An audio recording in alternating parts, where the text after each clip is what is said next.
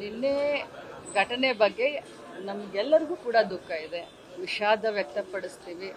ಇಂಥ ದುರ್ಘಟನೆ ಆಗಬಾರ್ದಾಗಿತ್ತು, ಇಂಥ ದುರ್ಘಟನೆ ಆಗಿದೆ. ನಮಗೆಲ್ಲರಿಗೂ ಕೂಡ ದೊಡ್ಡ ಆಘಾತ ಆಗಿದೆ ಅಂತ ಹೇಳಲಿಕ್ಕೆ ಬಯಸ್ತೀನಿ. ಸರ್ಕಾರದ ವೈಫಲ್ಯ ಇದೆ ಅಂತ ಪ್ರತಿಪಕ್ಷಗಳು ಆರೋಪ ಮಾಡ್ತಾರೆ. ನೋಡಿ, ಇದು ಸರ್ಕಾರದ ವೈಫಲ್ಯನೋ ಅಥವಾ ಇನ್ನೇನೋ, ಇದು ಆ ಚರ್ಚೆ ಮಾಡುವಂಥ ಸಮಯ ಅಲ್ಲ.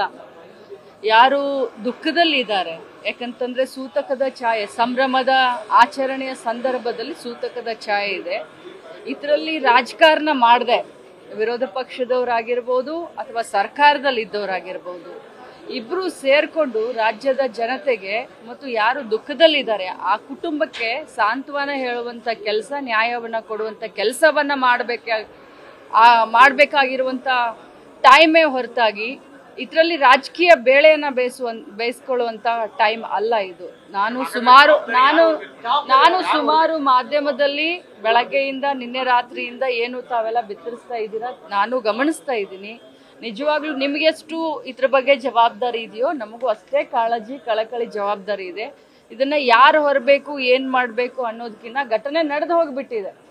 ಘಟನೆಯನ್ನ ನೀವು ಹೇಳದ ಹಾಗೆ ಮುಂಜಾಗ್ರತೆ ಕ್ರಮ ತೆಗೆದುಕೊಂಡು ಸರಿ ಮಾಡ್ಬೋದಾಗಿತ್ತು, ಮತ್ತೊಂದು ಮಾಡ್ಬೋದಾಗಿತ್ತು, ಅದು ಬೇರೆ ವಿಚಾರ. ಈ ಘಟನೆ ನಡೆದು ಹೋಗ್ಬಿಟ್ಟಿದೆ.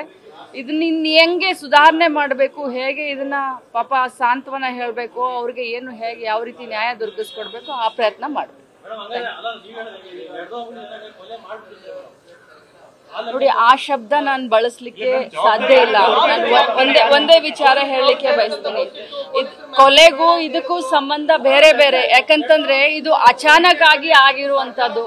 ಈ ರೀತಿ ಆಗ್ಲಿ ಅಂತ ಸರ್ಕಾರ ಆಗ್ಲಿ, ನಾವಾಗ್ಲಿ ಅಥವಾ ಮಾಧ್ಯಮದವರಾಗ್ಲಿ ಬಯಸಬಹುದಾ? ನಾವೆಲ್ಲ ಜವಾಬ್ದಾರಿ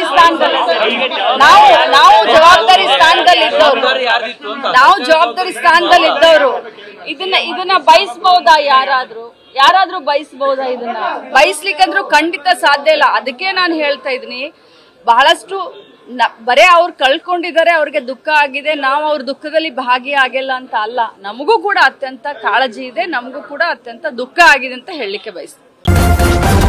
ನ್ಯೂಸ್ ಫಸ್ಟ್, ನಿರ್ಭೀತಿಯಿಂದ ನಿಮ್ಮ ಪರವಾಗಿ.